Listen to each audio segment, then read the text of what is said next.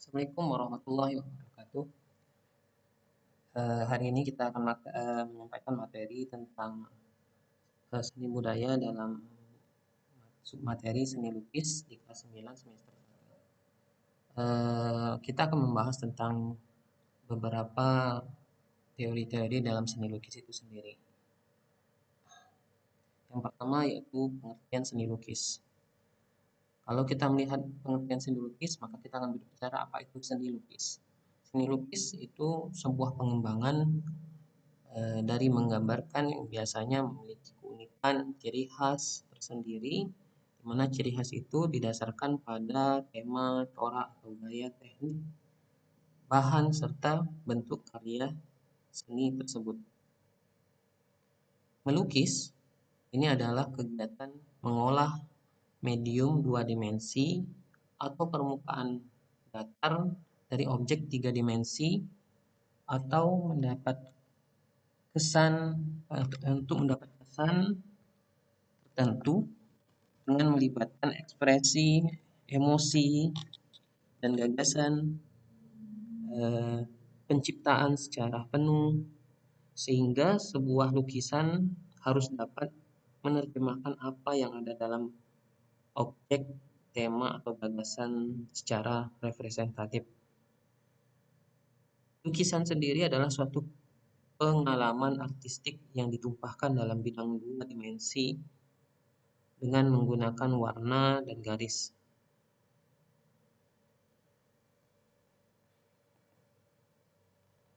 Tujuan seni lukis ada beberapa tujuan, diantaranya yaitu ada religius, tujuan kritik sosial, tujuan ekspresi, dan tujuan komersial.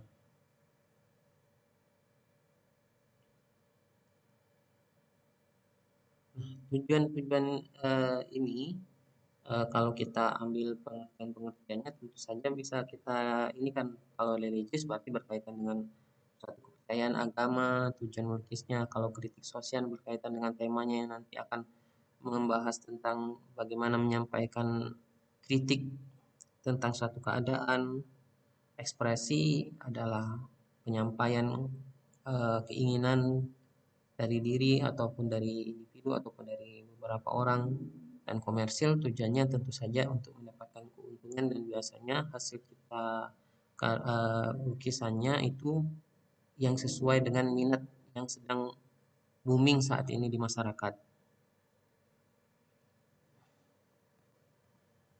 Aliran seni lukis ini ada aliran representatif dan ada aliran non representatif. Apa yang dimaksud dengan aliran representatif? Aliran ini merupakan perwujudan gaya seni rupa menggunakan keadaan nyata pada kehidupan masyarakat dan gaya alam. Gaya seni rupa yang termasuk dalam representatif ini ada beberapa yang dikelompokkan dalam representatif. Ada naturalisme, ada realisme, ada romantik, ada ekspresionisme, ada disebut dengan impresionisme, dan ada surrealisme. Nah, apa yang dimaksud dengan naturalisme? Naturalisme adalah seni rupa yang menggambarkan alami atau sesuai dengan keadaan alam, yang melukiskan segala sesuatu dengan alam nyata, sehingga perbandingan perspektif tekstur atau warna serta gelap terang itu dibuat dengan seteliti mungkin, lebih indah dari yang nyatanya. Terus apa yang dimaksud dengan realisme?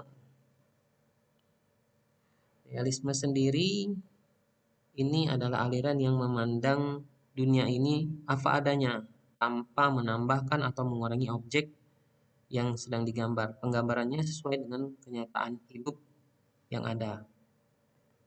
Terus ada romantik. Romantik ini adalah aliran seni rupa yang lebih bersifat imajiner. Aliran ini melukiskan cerita yang romantis, peristiwa yang dahsyat atau kejadian yang dramatis, misalnya tentang perjuangan, tentang keadaan bangsa dan kondisi suatu wilayah yang terjajah atau gimana seperti itu. Ada aliran ekspresionisme. Ekspresionisme ini adalah suatu aliran seni rupa yang menggambarkan sesuatu dengan keadaan jiwa sang yang berupa yang spontan pada saat melihat objek ya karyanya. Terus ada lagi yang disebut aliran impresionisme.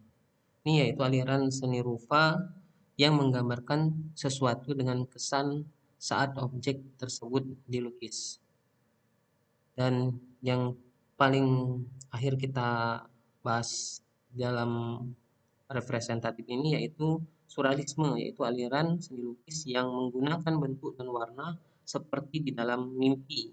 Pelukis ini menggambarkan daya khayalnya untuk menyampaikan pikiran dan perasaan melalui bentuk-bentuk dalam karya. Ini itu tadi pengertian-pengertian aliran dalam non representatif. Nah, apa yang dimaksud dengan non representatif? Tadi kita berbicara ya, selain representatif ada non representatif. Representatif adalah perwujudan aliran seni lukis yang menekankan pada unsur-unsur formal, struktur, unsur rupa, dan prinsip estetik. Gaya seni lukis ini mempresentatifkan berupa susunan garis, bentuk, bidang, dan warna yang terbatas dari bentuk alam.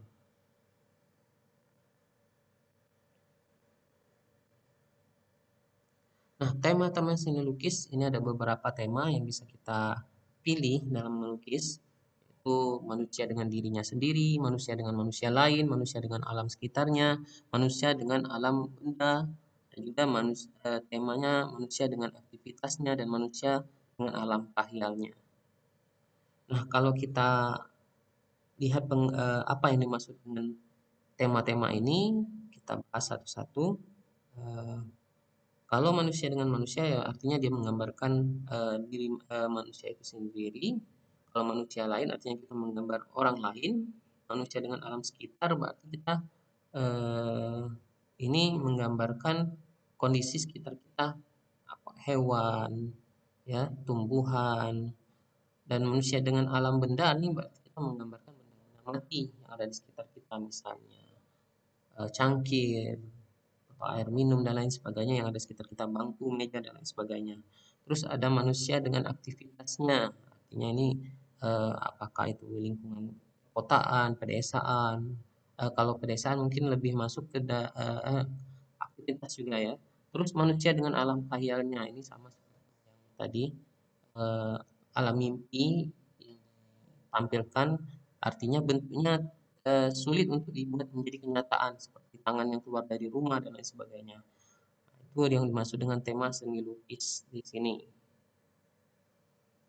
Nah, dalam melukis kita memerlukan alat dan bahan untuk melukis itu sendiri. Nah, kalau kita sebutkan melukis itu harus menggunakan cat pewarna, itu tidak harus, karena melukis juga bisa menggunakan pastel atau crayon. Maka ketika kita mewarnai dengan pastel dan crayon itu juga sudah masuk melukis. Ada kuas, ada pisau palet, ada palet cat air dan kampas. Itu semua adalah alat-alat dalam bahan karya seni lukis. Nah, kalau pastel ini seringkali kita keliru ya membelinya, tetapi sifat dan bahannya tidak sama. Crayon ada disebut crayon oil faster. Ini terbuat dari pasta minyak yang dicampur dengan pewarna. Kalau crayon jenis ini oil faster ini jenisnya sifatnya lembut, mudah bercampur, itu sangat baik pada proses seperti mixing ya. Akan tetapi sangat mudah habis dan meninggalkan remahan kotoran. Nah, Terus oil pastel atau pastel tadi ini biasanya terbuat dari bahan wax atau minyak oil. Nah, pastel sering dihubungkan dengan warna-warna yang lembut, sedangkan kalau crayon itu terbuat dari bahan kaolin dengan tepung warna sehingga terlihat lebih mengkilat dan keras. Itu kalau crayon. Cat pewarna, kita sendiri juga tahu yang dimaksud dengan cat pewarna ini dibedakan berdasarkan atau basis pengencernya. Warna ini bisa ada yang pakai campuran air, ada campuran minyak, ya. Ada yang jenisnya seperti akrilik, ya. Terus kuas, ya kuas kita juga semua tahu. Kuas lukis, ya, dari bentuknya ada serabut-serabutnya, ya, bulu-bulunya maksudnya itu. Terus ada pisau palet. Apa sih pisau palet ini? Ini terbuat dari aluminium tipis, fungsinya untuk mencampur cat. Nah, itu seperti kuas juga untuk membuat efek-efek goresan pada media lukis. Jadi itu yang disebut pisau palet. Atau ada palet cat air atau palet. Ini palet ini adalah media yang digunakan untuk tempat mencampur cat. Ada alat berbagai jenis ini ukuran dan media tempat mencampur. Ada yang dari bahan plastik, ada yang dari bahan ditambahkan ada lubang-lubangnya yang pasti untuk memisahkan warna-warna satu dengan yang lain. Terus kanvas. Nah, kanvas ini biasanya kita untuk melukis cat air. Kanvas merupakan bahan media yang umum dipakai sebagai media dalam melukis. Kanvas menggunakan bahan linen atau bahan katun. Teknik yang digunakan dalam melukis ada beberapa teknik melukis. Maksudnya teknik di sini adalah teknik ininya ya. Yang pertama yaitu lukisan cat air. Ini bahan ini adalah cat air. Bentuknya pasta dan campur dengan air. Ada juga atau teknik aquarel juga sama ya dengan lukisan cat air ini, maksudnya teknik cat air itu sendiri melukis dengan sapuan warna tipis sehingga transparan. Itu media untuk bahan cat air ini adalah biasanya kertas. Mozaik. Nah, mozaik adalah teknik menempelkan pecahan atau teknik pe, eh, pecahan yang berwarna-warni pada media lukis sehingga membentuk objek tertentu. Bahan yang biasanya digunakan ini antara lain misalnya pecahan keramik, porselen atau potongan kertas atau juga bisa bentuk-bentuk yang berwarna-warni, ya. Jadi mozaik yang memakai potongan-potongan bisa saja potongan kayu sebagai bahan untuk lukisan di sebuah eh, tempat, ya, di suatu intensitas. Terus ada lukisan kaca.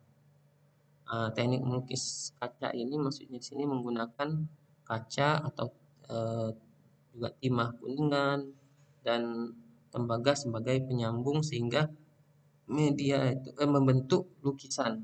Nah, lukisan kaca ini pertama kali ini dikembangkan pada zaman Gotik di Eropa, ya, sebagai bahan dari arsitektur. Terus ada lukisan batik. Nah, lukisan batik ini banyak di Indonesia, di budaya negara kita sendiri yang sama dengan tata cara membatik, yaitu dengan menutupi permukaan kain dengan lilin atau mal, kain yang tertutup lilin ini membentuk titik garis bidang ataupun ruang sebelum menjadi gambar, dan hasil akhirnya dicelup ke larutan pewarna. Itu teknik yang digunakan dalam melukis. Terus proses atau langkah melukis. Yang pertama yaitu memunculkan gagasan. Untuk memunculkan gagasan ini bisa didapatkan dari apa yang kita lihat di sekeliling, misalnya dengan mengembangkan imajinasi, apa yang kita pikirkan, atau dari pengalaman orang lain. Bisa juga melihat objek secara langsung, misalnya pasar, pantai, atau pegunungan. Atau melihat dari buku, mencontoh dari majalah, internet, serta dokumen lain tentang lukisan itu sendiri. Terus mengunjungi museum atau kegiatan seni lukis yang ada di sekitar kita untuk mendapatkan gagasan. Terus membuat sketsa. Sketsa ini adalah awal yang akan dijadikan atau dibuat lukisan. Sketsa ini yang kemudian nanti diselesaikan menjadi sebuah lukisan yang sempurna. Jadi sketsa ini adalah awal, ya. Nah, sketsa biasanya hanya berupa goresan global, tidak mendetail. Dari sketsa yang kita buat akan menggambarkan apa yang akan kita ungkapkan. Terus menentukan media berkarya.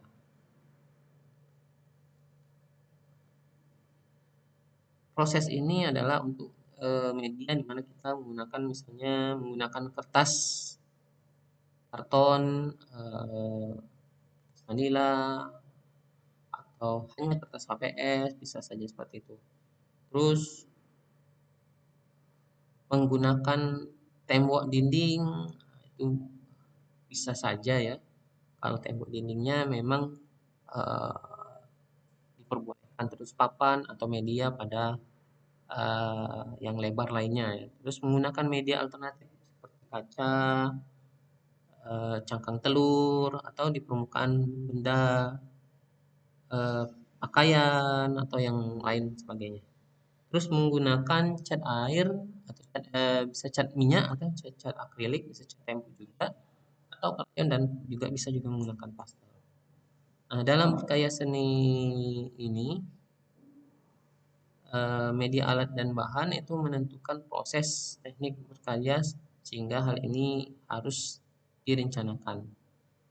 Terus menentukan teknik. Teknik tadi ada beberapa teknik, teknik akuarel, teknik plakat atau terus teknik goresan ekspresif, atau juga ada teknik disebut dengan teknik tebal dan berstruktur. Ada juga teknik yang disebut dengan teknik mozaik tadi, mewarnai dan menyempurnakan lukisan.